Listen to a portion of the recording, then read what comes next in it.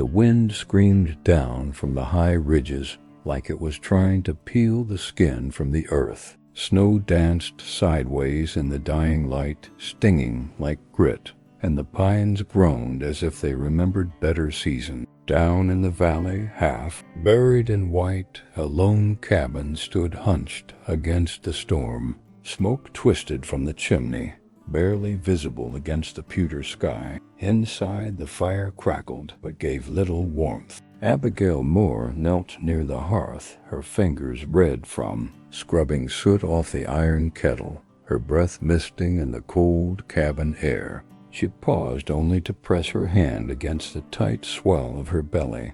Nearly 6 months now.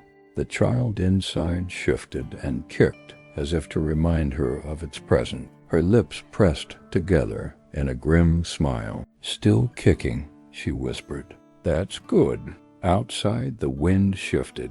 Not stronger, just different. She stood, brushing ash from her dress, and moved to the window. For a long moment, there was only whiteness and the lean outline of her mare in the corral, head bowed against the wind. Then movement, a shape barely darker than the snow, staggering down the slope from the trees. Abigail's hand found the rifle by the door out of habit. No one came out here, not unless they were lost or looking for something dangerous. She pushed open the door and stepped into the cold, boots crunching on frozen earth. The figure collapsed 20 yards from the porch. Abigail hesitated only a second before moving toward them. It was a man, face down, snow crusted on his coat, a blood trail cutting across the white like a red seam. She turned him gently. Native, maybe 25, his face streaked with half-frozen sweat and something darker ash or blood. His eyes fluttered open, black and wild with pain. "They're coming," he croaked. "They took her." Abigail's gut twisted. She didn't know who they were or who had been taken, but she knew this look. It was the look her husband had worn the night he died in her arms, gut-shot and pleading. She grabbed his coat and pulled, dragging him across the snow with sheer will and fire in her spine. By the time she got him inside, her hands were shaking. She lit the second lantern and spread out her old medic kit, the one her father gave her before he vanished in the Chiricahuas. She'd treated wounded men before, drifters, soldiers, even a preacher once. But this was different. He had 2 wounds, a gunshot through the thigh and a deep gash across the ribs, torn like a blade meant to do more than kill. As she cut away the frozen leather and cloth, he hissed but didn't cry out. His breath came in gasps. Abigail worked fast, pouring whiskey on the wound, stitching with tight, quick movements. "What's your name?" she asked as she sewed. His lips moved, but no sound came. Then, "Thomas, my sister, they took her." "Who did?" she asked, tying off the stitch. His head lolled back. "White coats, men with stripes, flags." She ran. "I told her to run." His voice broke. Abigail wiped sweat from her brow, then sat back on her heels. "Rest now," she said. "You're not dying. Not tonight." She rose, poured a basin of water, and wiped the blood from his skin. As she worked, the wind outside shifted again. Not a storm now, something else, distant, rhythmic, hoofbeats. Abigail turned sharply. 12, maybe more, headed this way. Her breath caught. She looked at the man on her floor, Thomas, unconscious now, fever starting to take hold. She grabbed her coat, stepped out, and scanned the horizon. Nothing yet, but it was coming. Thunder in the shape of men, and with it a choice she could never take back. The wind died all at once, the way it sometimes does just before something terrible. Abigail stood on the porch with one hand gripping the rifle, her eyes squinting against the glare of snow that reflected the last hints of dusk. The silence pressed in, thick and expectant. Then the first rider emerged from the tree's tall inn, his saddle, face obscured by a scarf of gray wool, rifle across his back like a shadow. Behind him came more, their formation spread in a wide arc like the wings of some hunting bird. Military by the look of them, but not in any official uniform. Blue coats, yes, but ragged, stitched with patches and dust. Raiders masquerading as soldiers, or worse, soldiers who'd long forgotten the rules of war. Abigail stepped back inside and shut the door quietly. Thomas hadn't moved. His breath came shallow, his skin slick with fever. She soaked a cloth in cold water and pressed it to his brow. "They're close," she said, not expecting an answer. "If they're looking for you, I won't let them take you." The words tasted strange in her mouth. She had no reason to protect this man, didn't even know his story. But something in his broken voice, in the way he'd said, "They took her," curled around her like a hook. She thought of her own daughter, not yet born, and imagined what kind of world she'd enter if mercy meant nothing. The sound of horses grew louder. Boots thudded against the porch. A knock, sharp, deliberate. Abigail didn't answer. Another knock, harder. Then a voice, deep and practiced. "Evenin', ma'am. You got company?" She stepped toward the door, rifle raised. "No one here but me." A pause. The voice came again, slick as oil. "That so? See, we tracked some Comanche sign through the snow. Fresh. Leads right to your door." Abigail's fingers tightened on the stock. Snow does strange things to tracks. A chuckle. "Ma'am, we're not here to hurt anyone. Just need to know if you've seen a native come through. A boy, maybe late teens, could have taken something that don't belong." Her heart pounded. She looked back at Thomas, now trembling under the blanket. "No one's come through," she lied. "Just the wind and cold." Silence stretched. She thought they might kick the door in. Instead, the voice said, "Much obliged. We'll be nearby in case you think of anything. Stay warm now."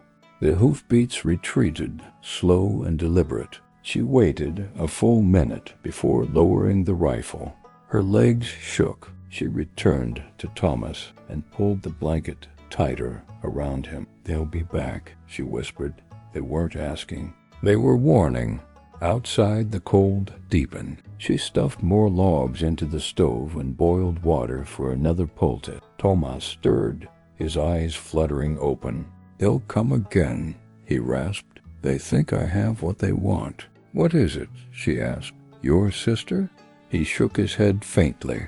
"No, something she carries. Something old. They want it." "Who are they?" "Not soldiers. Not anymore. Ghost men. They killed to forget who they were." Abigail didn't ask more. She didn't need to. She'd seen what war did to men, how it could hollow them out, until only their uniforms remained. Thomas drifted back into fevered sleep. Abigail sat beside him, shotgun across her lap, eyes on the door.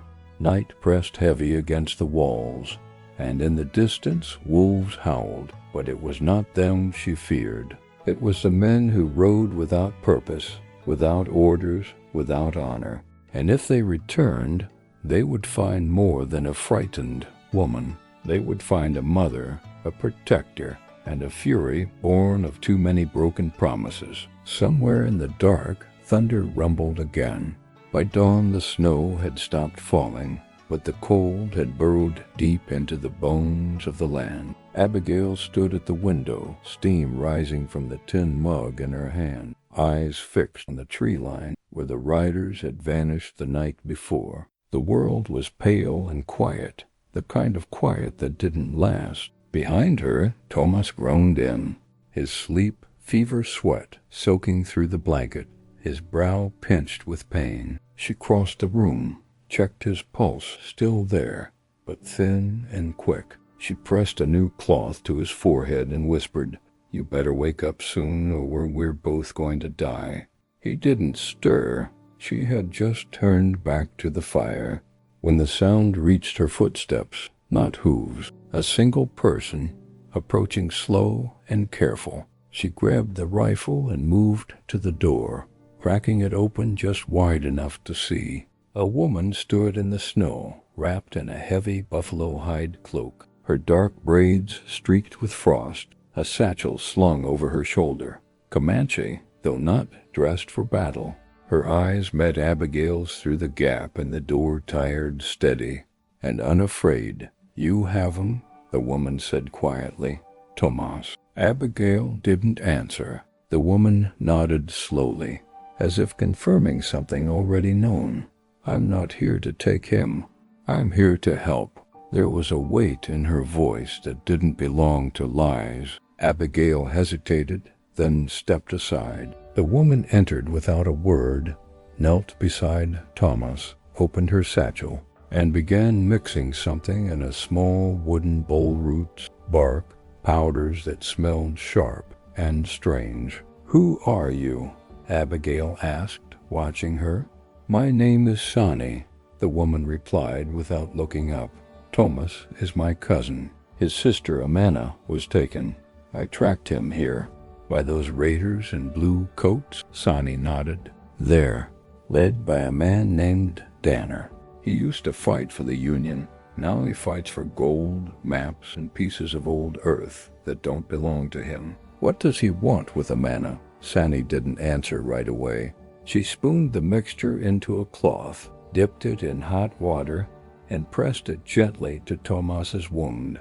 He flinched, but didn't wake. "Amana carries something from our grandfather, a pendant, old stone carved long before any of us were born. Danner thinks it leads to gold or secrets. He thinks it's power. Men like him always think that." Abigail stared at the flickering firelight dancing across the walls. "They said they'd be back." "They will," Sani said, "and more than before. Then we run," Abigail said, standing. "We take Thomas and we go." Sani's eyes didn't move from her patient. "He can't travel. Not yet. You'd kill him trying." "So what then?" Abigail snapped. "We wait for them to come and burn this place down?" "No," Sani said. "We wait for my people. I sent a signal last night. Smoke and bone dust on the wind. They'll follow it." Abigail stared at her, heart hammering. "How many will come?" "Enough." Sani stood slowly, wiped her hands on a cloth, and turned to face Abigail fully. "You saved him. That matters." Abigail looked away. "I didn't do it for thanks. You didn't do it for yourself either."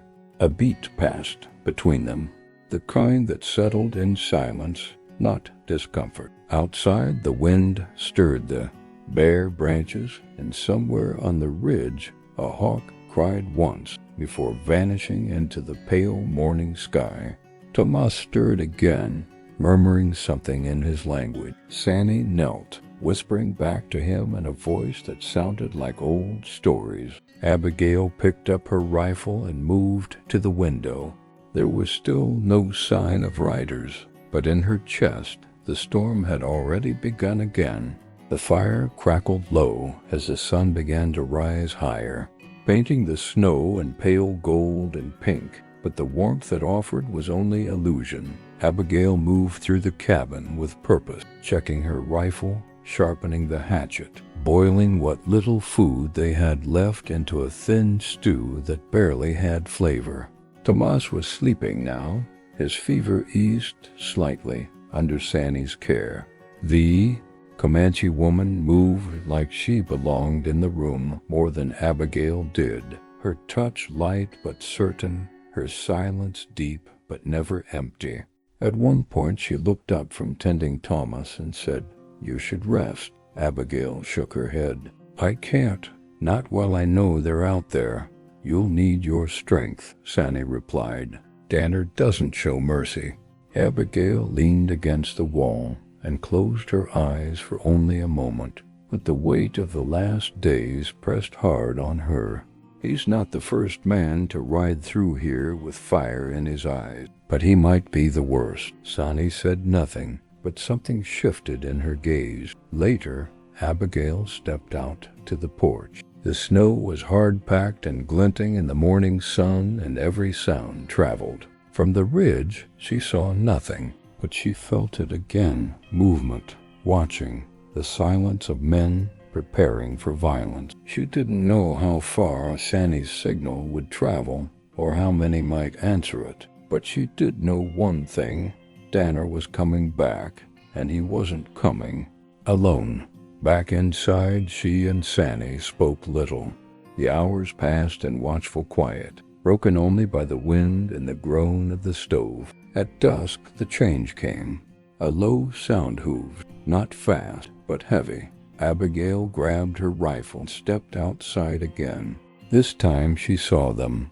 6 riders cutting through the snow like sharks through water. They approached, slow, deliberate, and stopped 20 yards from the porch. At the center was Danner, taller than the rest, his coat too clean, his eyes too cold. "Evening, miss," he called out. "We're back, just like we said. Hope you've had time to think." Abigail said nothing. She leveled the rifle, not at his head, but close enough. "I told you last time. No one came through here." Danner smiled. "We had scouts watch the tree line. Found blood in the snow." "You're lying, and that's fine. We all lie sometime. But now I need what's mine." "He's not yours," Abigail snapped. "And if you try to cross that line, you'll bleed into this ground like all the others who thought they could. Take what wasn't offered." Danner's smile didn't falter, but his eyes turned colder. "You think you're strong because you've got a gun in a cabin, but I've got 10 more men on the ridge. You shoot me, they burn this place down. So maybe think twice." Abigail's finger tightened on the trigger. "And maybe you think twice before pushing a woman who's got nothing left to lose." A silence fell, heavy and sharp. Then movement in the trees. Not Danner's men. From the opposite side of the ridge, shadows emerged, silent, fast, low to the ground. Riders, at least 15, all painted in earth and shadow, faces masked, bows drawn. Comanche. Abigail didn't move. Danner's men shifted in their saddles. Danner looked toward the new threat, his confidence cracking. "What the hell is this?" he growled. Sandy stepped out beside Abigail, her voice steady and low.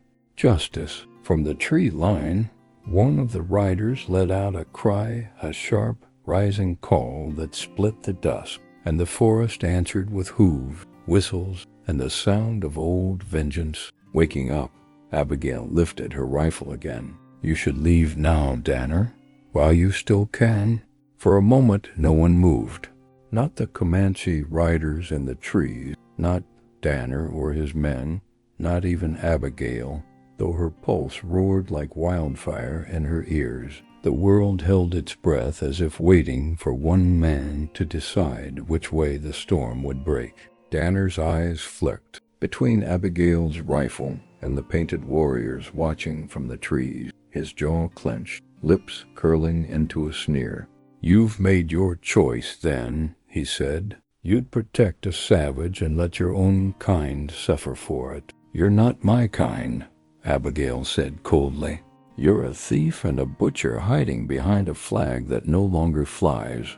Danner's hand twitched toward his holster, but the instant he moved, the forest answered. An arrow struck the snow inches from his horse's front hoof. Another thudded into the ground beside one of his men. It was not an attack, it was a warning, and it was enough. Danner cursed and yanked his reins hard. "This isn't over," he snapped. "You think you've scared me? I've burned villages with more fight than this." Abigail didn't lower her rifle. "Then try, but you won't leave the valley alive." For a moment longer, Danner stared at her as if trying to memorize her face. Then he turned his horse and rode off into the dusk. His men followed in silence, glancing nervously at the trees where shadows still watched. Only when they were gone did Abigail exhale. Her arms dropped, the rifle sagging against her hip. Her knees nearly gave, but she caught herself. Sandy stepped forward and gave a short whistle. The Comanche riders emerged slowly from the trees, silent as mist, their faces unreadable.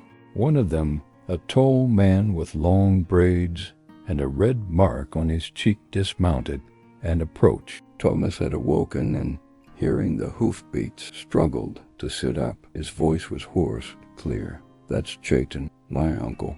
Chayton knelt beside Tomas and touched his forehead gently, speaking in their language. Tomas nodded weakly. Abigail stepped back, unsure if she was welcome in this moment. But then Chayton turned to her, his gaze sharp and unblinking. "You took care of him," he said in accented English. "You sheltered him when others would have let him die."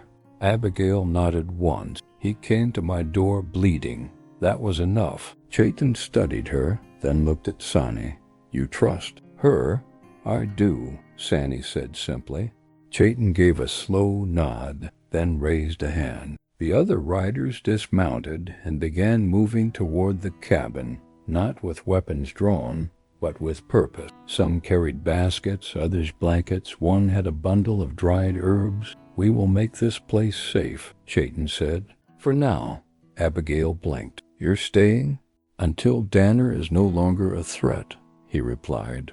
"You are one of us now, whether you chose it or not." Something in her chest cracked open at those words. She hadn't felt like she belonged anywhere in years, not since the war, not since her husband died, not since the child in her belly began growing in silence and solitude. Now the cabin filled with motion and voices. Fires were lit outside. Guards posted at the edge of the trees. Sani resumed her work, tending Tomas. Chayton took watch on the ridge, and Abigail, for the first time in what felt like a lifetime, stood in the middle of it all and realized she wasn't alone anymore. Not just a woman in the woods, not just a widow. She was something else now, something stronger. And in the firelight of that gathering she understood. This story was no longer just hers. That night, the cabin no longer felt like a tomb. Where once there had been silence and creaking shadows, now there was the low murmur of voices, the scent of sage and smoke, the warmth of bodies near the hearth and movement that didn't carry dread. Abigail sat on the floor, back against the wall, hands wrapped around a cup of bitter tea that Sani had brewed medicine for strength, she'd said. Across the room, Thomas slept soundly for the first time, the color returning to his face beneath. Layers of warm hides. Sani dozed near him, her head tilted slightly against the wall, her fingers still wrapped protectively around her satchel. Outside, snow began to fall again. Not hard, just slow. Thick flakes that softened the forest and wrapped the world in a blanket of hush. Abigail watched the fire dance, letting her thoughts wander to the past. To Samuel, her husband, the way his voice sounded just before dawn, the way he used to hum when he shaved. He'd been killed 2 winters ago in a skirmish no one remembered, buried in a place she'd never returned to. She remembered standing over his grave, one hand on her belly, the wind cutting straight through her bones, and thinking, "I won't make it through another year." But now here she was, still breathing, still fighting, and not alone. Just as she closed her eyes, footsteps creaked on the porch. She was up in a breath, rifle in hand, but before she reached the door, a soft knock sounded. 3 slow taps. Chayton. She opened it, and he stepped inside, snow melting from his shoulders. "The ridge is quiet," he said. "Danner is not nearby, but he will return." "How long do we have?" she asked. "Days, maybe less. Then we need 2. Be ready." He nodded, then turned to leave but paused. "Your child," he said, "how far along?" 6 months. You fight like someone with no fear. I'm terrified, she said, but I've learned fear doesn't keep anyone alive. Action does. A flicker of a smile tugged at his mouth, barely there. There's an old story, he said, about a deer who gave birth in a snowstorm, alone, surrounded by wolves. They say the wolves circled her, but never attacked. Not out of mercy, but because they knew she would kill every last one of them before they touched her child. I like that story, Abigail said. It's not a story, he replied. It's a memory. He left then, fading into the night with the same silence he arrived in. Abigail closed the door behind him and turned back toward the fire. She felt the child stir within her again, strong and sure. Somewhere in the storm beyond the trees, Danner was regrouping, sharpening knives, whispering vengeance to desperate men. But inside this cabin, a new kind of strength had begun to take root. It wasn't born from hatred or survival. It was born from choice, from stubborn, unyielding choice to protect what mattered, no matter the cost. Abigail whispered to the flames, "Let him come," because now she had more than a rifle. She had allies. She had fire, and she had something Danner would never understand: hope. The next morning arrived dressed in pale light and hard silence. Snow coated the trees in thick white bark, and the wind had stilled as if the earth itself was holding its breath. Abigail awoke early, her back stiff from the floorboards, her breath visible in the cold air that crept through the cabin walls. Thomas still slept, his fever broken, his body steadier.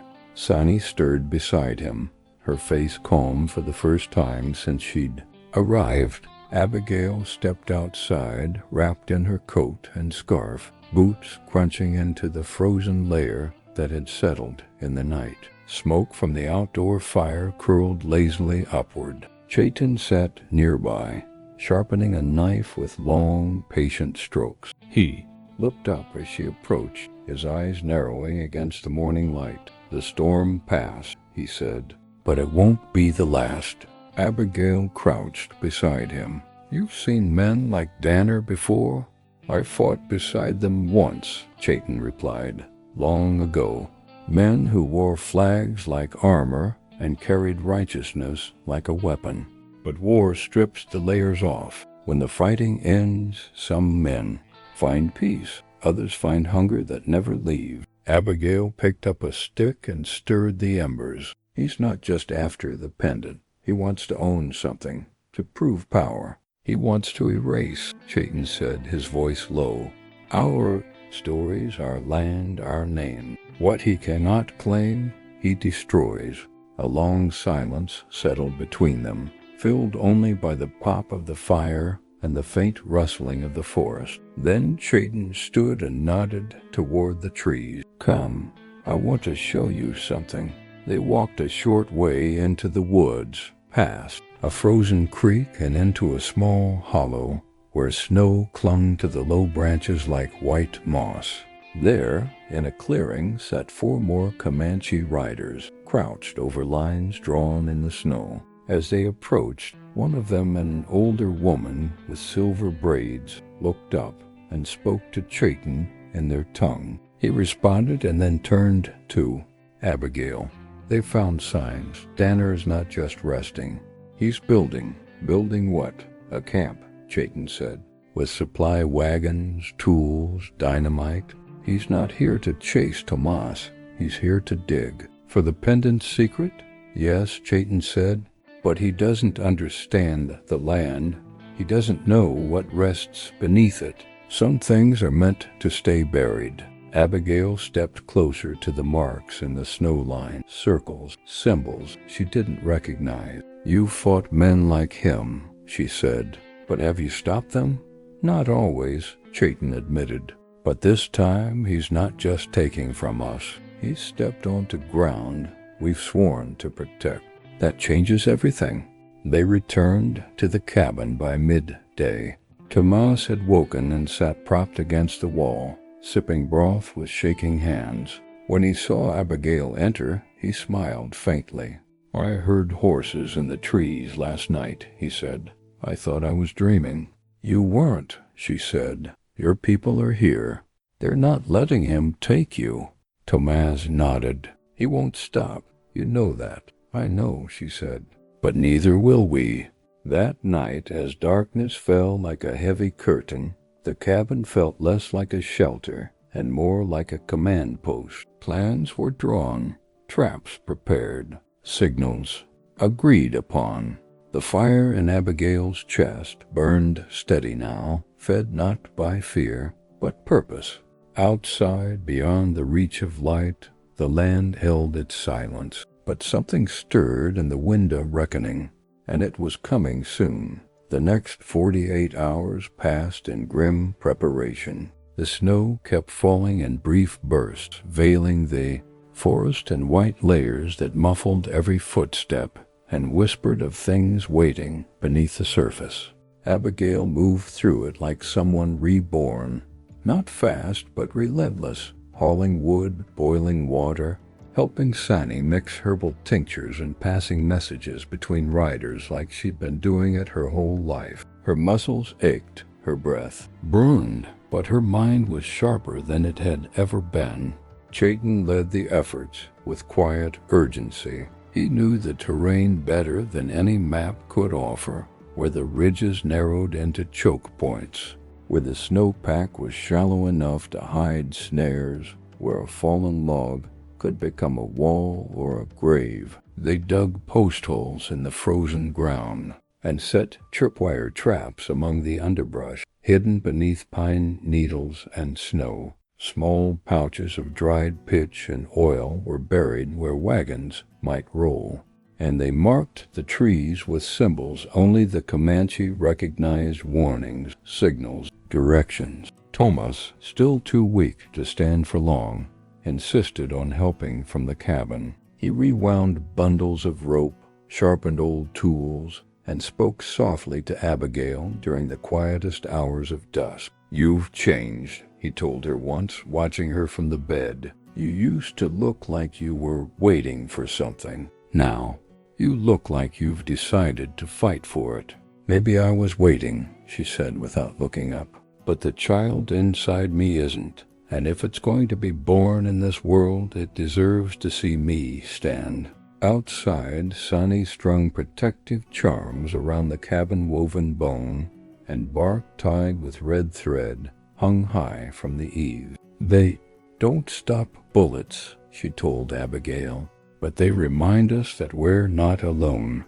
On the third night, the forest finally spoke. The sound came low, rumbling, rhythmic, hooves heavy, measured, not the chaos of a raiding party, but the movement of a caravan, organized and slow, like a funeral procession with ambition. Abigail stood at the edge of the tree line, rifle cradled in her arms, watching the faint shimmer of torches flicker beyond the trees. Danner had returned. She could feel it, the way the animals had gone silent, the way the cold no longer stung. It just pressed down like a warning. Chayton appeared beside her, face painted with ash and ochre, a bow slung over his shoulder. "They're coming in from the north ridge," he said, "with wagons and 20 men. Any sign of explosives?" "Yes, and drills." Abigail felt the heat rise in her chest. "They're not just here to find Amana. They want what's under the land." "They think it's treasure," Chayton said, "but it's something older, a burial site, generations old. If they breach it, the land will never forgive them." She looked at him. "Then we don't let them." "No," he said, "we make this valley their tomb." As the wind shifted and the forest bent low with the weight of what was coming, Abigail turned and walked back to the cabin, her steps slow but steady, her mind locked and silent. She wasn't afraid, not anymore. The night had chosen sides, and so had she. They came at dawn, not with a roar, but with silence, the kind that rides just ahead of a killing wind. Danner's men fanned out across the frozen ridge, their coats stiff with frost, boots crunching against the crusted snow, eyes scanning the trees like they expected the forest to fight them itself. And maybe it would. Abigail stood hidden behind a low bluff overlooking the narrow pass, her rifle loaded, breath steady, the cold forgotten. To her left, Chayton crouched with his bow drawn, his eyes fixed on the lead rider, a man with a red scarf tied across his face and a dynamite satchel slung from his hip. 10 more followed on foot, 2 dragging a heavy wagon with metal tools, spades, blasting powder, iron picks, and something wrapped in canvas that clinked with every step. Further back, Danner rode alone. His coat was immaculate, his posture stiff. With command, his rifle cradled in one arm like a king with a scepter. He looked confident, maybe even certain.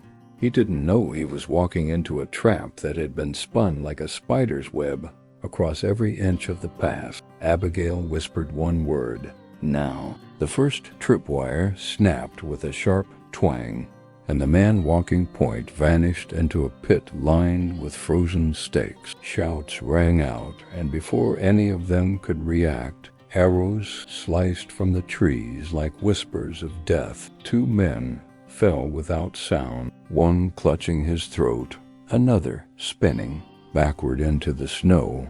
Chaos broke loose. Some reached for their rifles, others dove behind the wagon, but they hadn't prepared for a fight in a forest that hated them. The second trap ignited as soon as a boot struck the false ground near a pine tree. Flames burst upward, swallowing one of the tool carriers in a scream of fire and ash. Abigail rose from cover and fired. Her bullet struck the red-scarved man square in the chest, dropping him hard.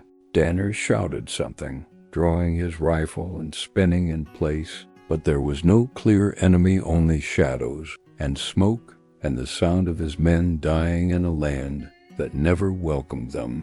At the ridge, Sandy appeared like a ghost, her hair braided tight, face painted in mourning white. She let loose a bone-handled hatchet that sailed through the air and cracked into the skull of a man just inches from igniting a powder charge. Chayton moved like wind, silent, unstoppable. His arrows never missed. Within minutes, half of Danner's force was down. Blood soaked into snow, smoke curled from shattered trees, and the wagon now sat burning, its contents twisted in flame. Danner backed away slowly, eyes wild, confusion bleeding into desperation. "Fall back," he roared, but there was nowhere to fall back to. Comanche riders had encircled the ridge, silent and watchful. They didn't cheer, they didn't scream. They just stood like stone-like judgment. Abigail stepped into view, rifle pointed low but ready. Her coat flapped in the wind. Her breath steamed against the morning air. Danner locked eyes with her. "This was your doing." "No," she said. "This was yours. You brought war into a graveyard. You hunted people who asked for peace. You broke something sacred." He raised his rifle with a shaking hand. She didn't flinch. "If you fire," she said, "you die before the smoke leaves the barrel." He hesitated. Then his shoulders sagged. He dropped the rifle into the snow. The silence that followed was not relief, it was reckoning. Chayton stepped forward. "You will leave," he said to Danner. "You will take your wounded, bury your dead, and tell your kind that this place is watched by land, by people, by something older than either." Danner said nothing. He just turned and walked away, boots dragging. Behind him, the few survivors limped after, broken and bloodied. Abigail watched until they were gone. Then she lowered her rifle. The trees seemed to breathe again. The snow fell softly now, like the land was exhaling after a long-held breath. Smoke still curled from blackened earth where the trap fires had burned, and the scorched remains of Danner's wagon lay twisted among pine roots, half-melted iron and charred tools, marking where ambition had died. The survivors had vanished into the trees, carrying their wounded in silence, dragging guilt and fear behind them like broken flags. Abigail stood at the ridge edge, watching the horizon swallow them whole. She didn't smile. There was no triumph in survival, only breath, only the absence of death. Chayton moved quietly beside her, a streak of dried blood running down one cheek, where a branch had cut him in the fight. He said nothing for a long while. Then, he'll come again. Not tomorrow, not next week, but someday. Then we'll be ready, Abigail replied. He'll find this valley sharper than before. Chayton looked at her, and for the first time something close to pride flickered in his eyes. You fought like one of us. I fought like a mother, she sighed. That's stronger. They made their way back to the cabin. The wind had changed again, warmer now, carrying the scent of pine and wet bark instead of blood. Inside, Tomas sat propped near the fire, his face pale but eyes alert. He looked up as they entered and asked, "Is it done?" "For now," Abigail said. "You'll be safe here. Your sister, too. If she ever makes it back." "She will," he said. "She always does." Sani emerged from the back room with a fresh bandage in her hand. She placed it on the table and gave Abigail a small nod. "You should rest." "Later," Abigail said. "There's work to do." But even as she said it, her legs trembled with exhaustion. She sat beside the fire, let the heat soak into her bones, and closed her eyes. Just for a moment. She didn't sleep, but something in her finally loosened. That night, no one spoke much. The Comanche riders kept their watch along the ridge, while Sani brewed a dark tea that smelled of cedar and smoke. Chayton left just before midnight to scout the valley's edge. Tomas slept again, his breathing steady now. Abigail stood alone by the window, one hand resting gently on the curve of her belly. The child stirred inside, a slow roll against her ribs, strong and quiet. "You'll be born in a world that fights for what matters," she whispered. "Not one that runs." Outside, the snow shimmered under the moonlight, untouched, sacred again. The land had been defended, not with hate, but with memory, with fire and bone, and the refusal to forget. And in that cold, glowing silence, Abigail understood something she hadn't until now. The war wasn't over. It never would be. But she was no longer alone, and the next time darkness came for what was hers, it would find more than resistance. It would find belonging. It would find a line it could not cross. Morning came soft and gray, the sky veiled in cloud, the snow light as ash drifting from a dying fire. Abigail rose before the others, her body sore but functional, a quiet ache running through her spine and settling in her knees. She wrapped herself in the thickest cloak they had and stepped outside. The trees stood still in the silence, tall and indifferent, their branches heavy with frozen breath. Tracks from the battle were mostly gone now, swallowed by the storm, but the memory of what happened remained etched in the air. Chayton was already up, crouched near a stump, polishing a blade with slow, meditative care. He looked up as she approached, then nodded once in greeting. "They're gone," he said. "Their trail curves south, no signs of regrouping. They're licking wounds now. Will they talk?" Abigail asked. "Danner doesn't seem the quiet type." "He'll talk," Chayton replied. "But the story he tells won't match the one that lives here. That's always been our way truth, passed in whispers, not headlines." Abigail crouched beside him. "And your people? Will they stay?" "Some," he said. "Others will." "Right on. This place is strong now, stronger because of what it survived." "And what about you?" she asked. He smiled, the smallest shift of his mouth. I stay until the child is born. Abigail looked down, pressing her hand to her stomach. You don't have to. I do, he said simply. There are few beginnings in this world. We protect the ones we're lucky enough to witness. That day passed in a rhythm that felt unfamiliar but welcome. Sonny boiled herbs by the fire. Tomas walked for the first time without help, limping slightly but upright. He spent most of his time at the window, watching the ridge, waiting, hoping.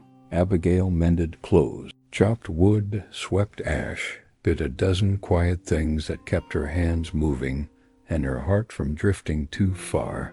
When night came, it came clean. No hoofbeats, no warning drums, just stars flickering above the trees and the creak of the cabin roof settling into sleep. She lay on the cot near the fire, blankets pulled high, her breathing deep and slow. The child inside her shifted again, gentle now, like it too had found peace in the silence. Tomas spoke softly from his spot near the hearth. Amana and I were supposed to be heading west, past the mountains. Our grandfather told us stories about lands where the snow melted early and the rivers ran full even.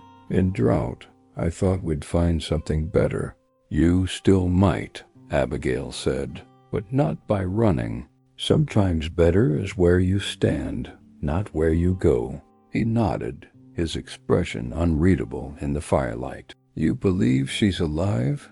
Yes, Abigail said, because if she's anything like you, she's too stubborn to die easy. Sonny smiled at that. Even Chayton chuckled under his breath. The fire burned low but steady, and for the first time in many days, Abigail let herself drift, not to escape, but to rest. Outside, the wind whispered through the trees like a lullaby, spoken by the land itself. The war had paused. The forest was watching. And somewhere beyond the next ridge, someone was still coming. The next morning broke with no sun, just a pale blue haze that seemed to seep from the snow itself. Abigail sat on the porch, sharpening a knife, her fingers moving in slow, practiced strokes. The forest felt different, today quieter. Yes, but not calm.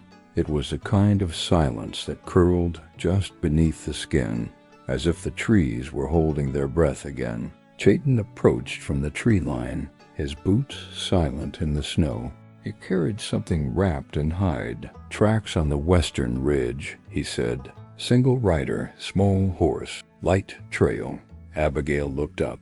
You think it's her? Could be, he said. Could also be someone who's following us instead. Abigail stood, wiped her hands on her coat, and followed him down. The path passed the smoke-burnt trees and half-melted traps, now frozen back into the earth. As they reached the crest of the ridge, she saw a figure just beyond the second rise, slowly making their way through the thinning snow. The horse was small and limping. The rider hunched low, wrapped in thick cloth, face hidden. But even from here, Abigail could feel something in her chest tighten. Chayton didn't speak. He only watched. The rider reached the edge of the clearing, then slumped sideways. Abigail moved first. She ran, boots sliding through snow and pine. Needles, not thinking, only moving. The figure lay motionless, one leg tangled in the saddle strap, breathing shallow. Abigail dropped to her knees, brushing snow from the rider's face. It was a young woman barely 20, skin wind-chapped, hair matted with ice, eyes fluttering beneath closed lids. Amana, Tomas said behind her, his voice barely a whisper. He had followed them, limping, breath coming in short bursts. Abigail stepped back as he collapsed beside his sister. Amana, hey, it's me. I'm here. The girl stirred. Her eyes opened slowly, unfocused. Tomas, she rasped. You came back. He smiled through the tears that were already freezing to his lashes. So did you. Chayton knelt beside them, checking her pulse, her leg. The wound at her side, nothing fatal, but she was weak, frostbitten, and bruised. "She's alive," he said. "Barely."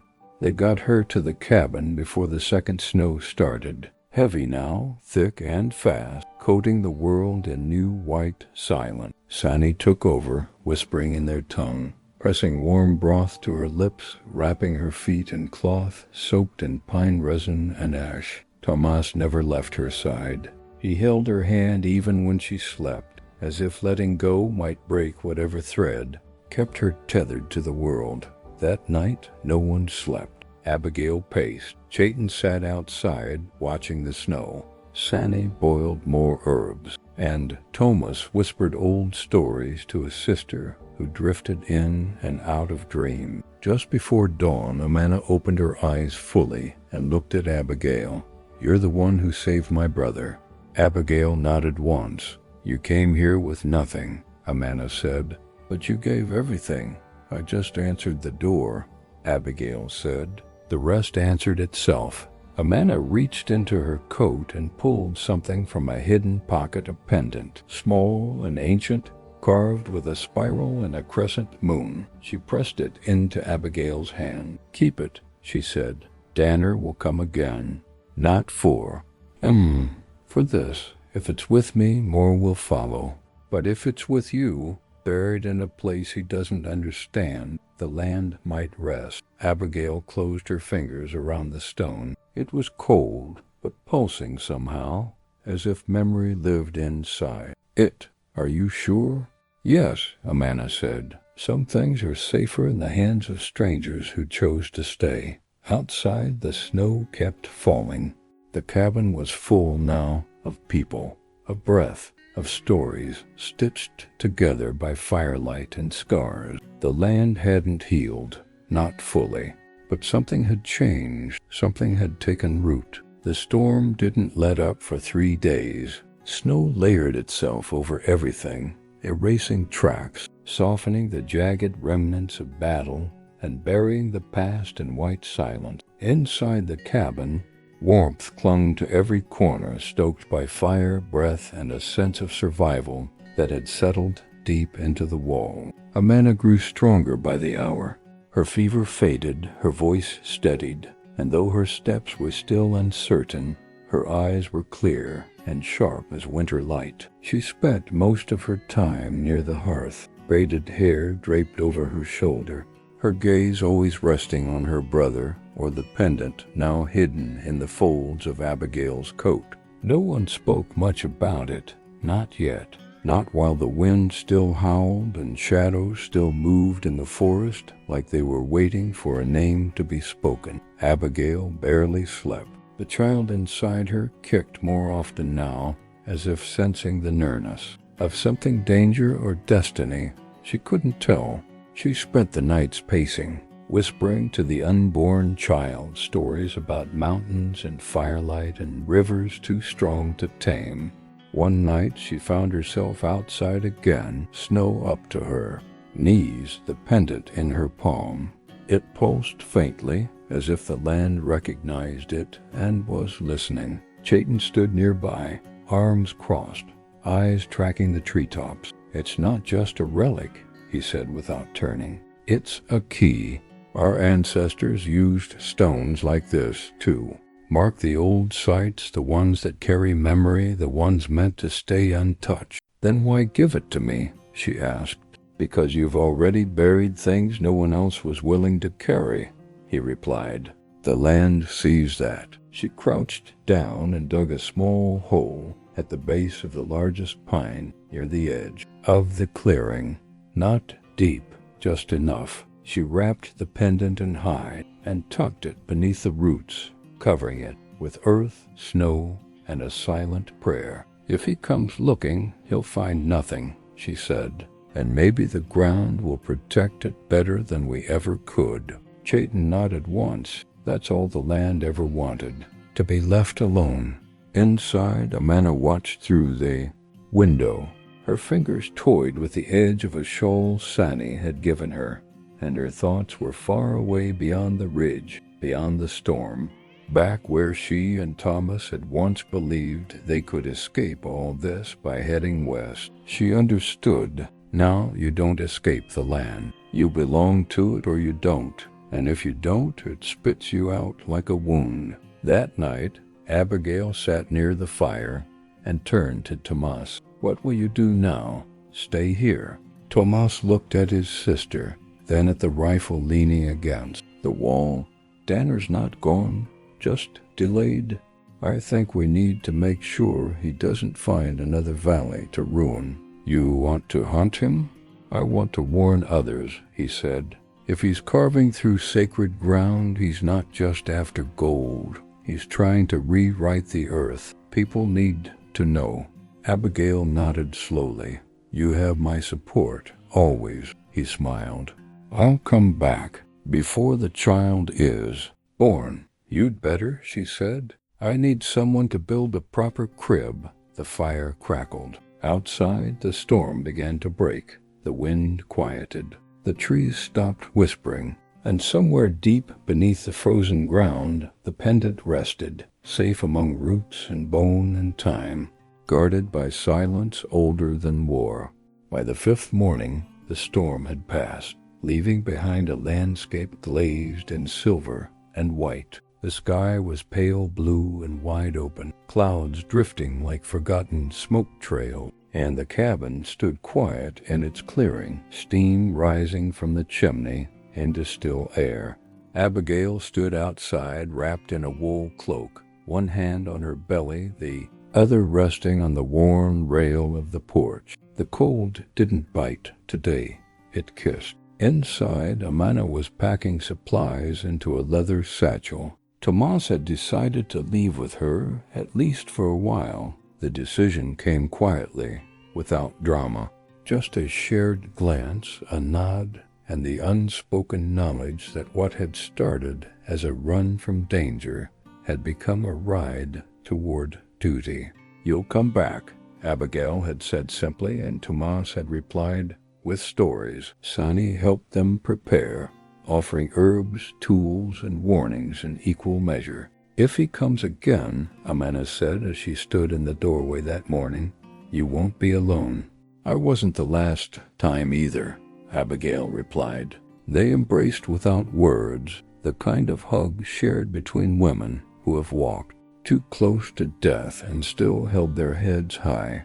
Chayton waited at the edge of the trees with 2 horses. Abigail joined them as they mounted, the snow crunching beneath the hooves as they turned westward, the sun behind them like a watchful eye.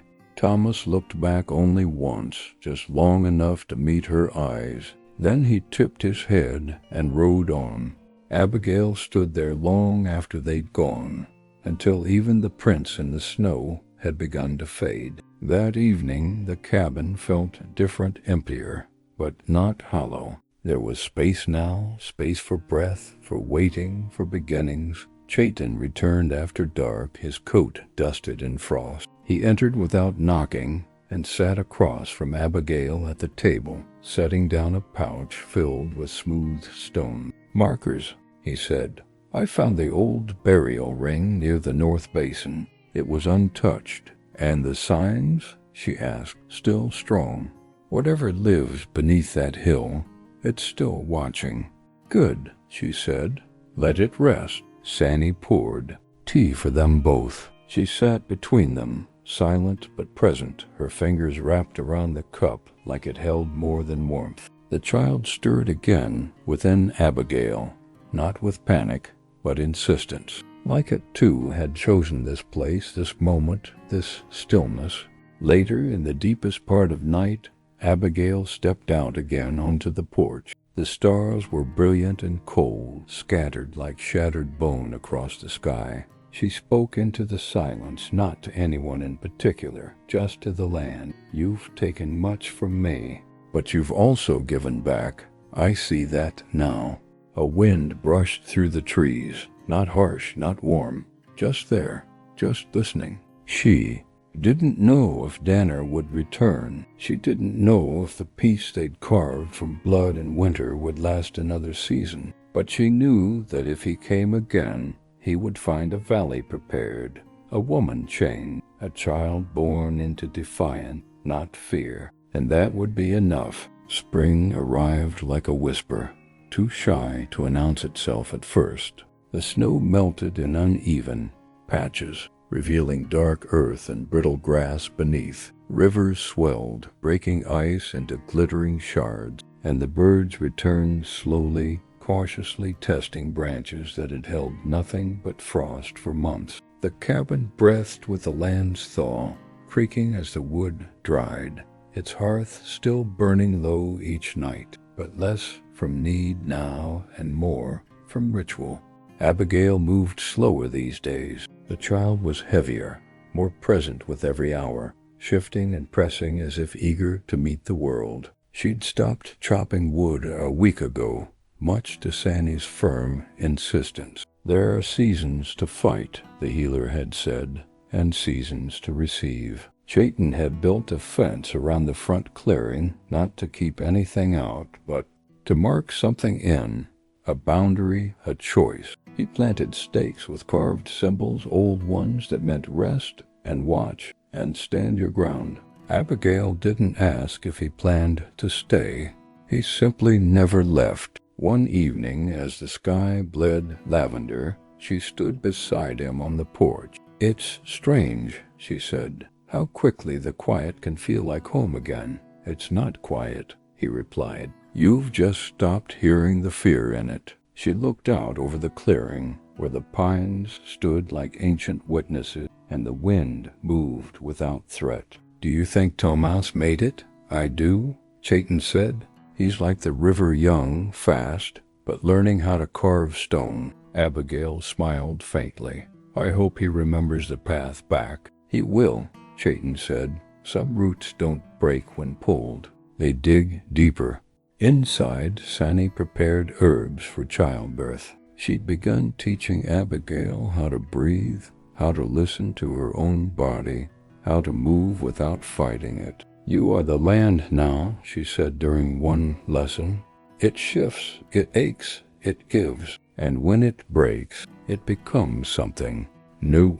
That night, Abigail sat near the fire, tracing circles in the dirt floor with her fingertip, the pendant buried far beneath her feet, but still pulsing in her thoughts. She didn't need to touch it to feel its presence. It had become part of the place now, and part of her.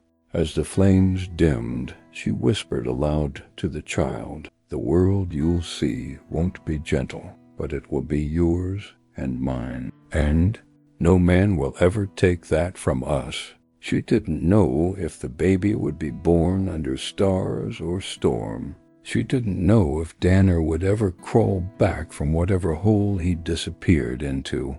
But she knew the land was watching, and she was ready.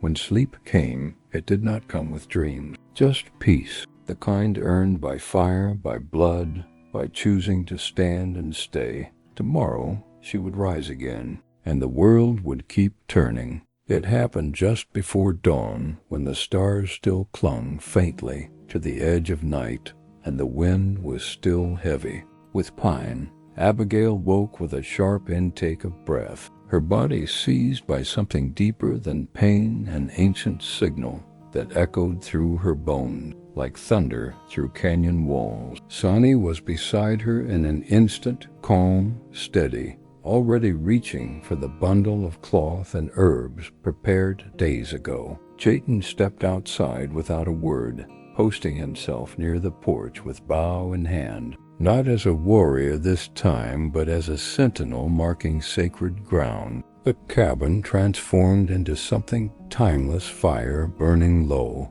steam rising from boiling roots, and breath sharp and rhythmic, carrying the weight of birth through its cycle. Abigail gritted her teeth, gripping the edge of the cot, her body folding and unfolding like the earth under storm. Hours passed. The sky lightened. The forest waited. And then, in one long cry, one final push, it was done. A cry split the cabin, a single sharp wail that broke the silence like a spark in dry grass. Sandy lifted the child into the light. A girl, tiny, red-faced, and alive with fury. Abigail collapsed back onto the cot, eyes wide, heart hammering, tears spilling without shame. The baby was placed on her chest, warm and slick and perfect. She looked into her daughter's eyes and saw everything firelight. Graves, snowstorms, gunpowder, mercy, roots deeper than any tree. "You're home," she whispered, "and you're safe." Sonny smiled, placing a hand on Abigail's shoulder. She came strong, like her mother. Chayton entered a few minutes later, his voice low. "All is quiet. The ridge holds." Abigail nodded, barely able to speak. "She's here." He stepped closer, looking down at the child with a gaze that held something ancient. "Does she have a name?" Abigail thought of Samuel, of war, of loss, of the night the first knock hit her door and changed everything. She thought of the land, the storm, the fire that refused to go out. "Her name is Ashara," she said. "It means she rises from flame in an old tongue my husband once taught me." Chayton nodded, approving. She'd carry that name. Well, the days that followed passed gently, as if the land itself had taken a breath. Word came through riders that Danner had been seen near the southern trail, half his men gone, digging in dry dirt with desperate hand. But he never came north again. He never dared. The valley had a new story now, one born not of conquest but of defiance, of life drawn from the coldest season and delivered in blood and grace. Tomas returned weeks later, dusty and tired, with maps and warnings and letters from people in distant towns, letters filled with fear and hope and the beginnings of resistance. When he held his niece for the first time, he wept like a child. Amana came with him, stronger than before, her eyes sharper, her laugh louder. She spoke of towns gathering to push men like Danner back, of fires lit in places where silence once ruled. And so the cabin remained not just a shelter now, but a root, a beginning. Abigail stood beneath the tall pines one morning, Ashara, wrapped against her chest, listening to the wind move through the trees. She thought of how far she had come, how alone she had once been, and how full her life had become, not in spite of war, but because she had chosen to face it, to stay when everything else said run. She kissed her daughter's forehead and whispered, a final vow into the wind. "No one will take this from you." Not ever. The forest heard her. The mountain stood witness, and in the stillness of a land once wounded, a fire kept burning.